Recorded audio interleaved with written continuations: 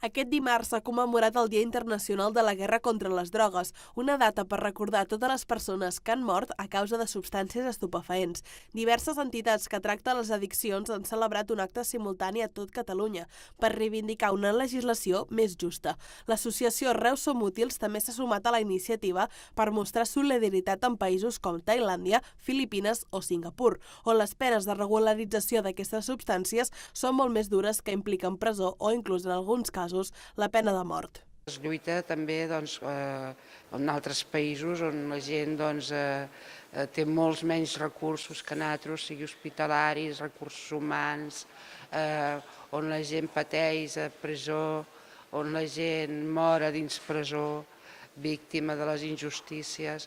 En altres països on a canvi que han tingut que fer tràfic per poder costejar-se els seus hàbits. La solució a la problemàtica del nostre territori, però, passa per una legislació i una regularització més adaptada a la realitat actual, on, segons diuen des d'Arso, les lleis d'aquí estan fetes per castigar i no per ajudar a solucionar el problema. Des d'aquestes entitats es vol treballar per establir un programa de riscos on el primer punt és el no consum. Partint de la base que aquesta premissa no es compleix, s'han d'activar altres mesures per minimitzar els riscos i evitar al màxim el mal consum de les substàncies i el contagi de malalties infeccioses. Es podria millorar, però la retallada que tenim ara de recursos i teníem sales obertes, com ara a Barcelona, avaluar-les 24 hores,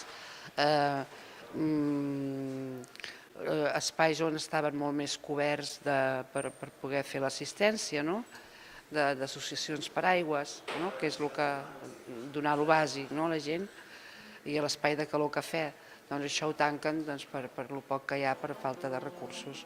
Durant l'acte s'ha llegit un manifest i s'han recordat les víctimes comptabilitzades pel col·lectiu, on la xifra ascendeix a prop d'una 50ena de persones a Reus des del 2013.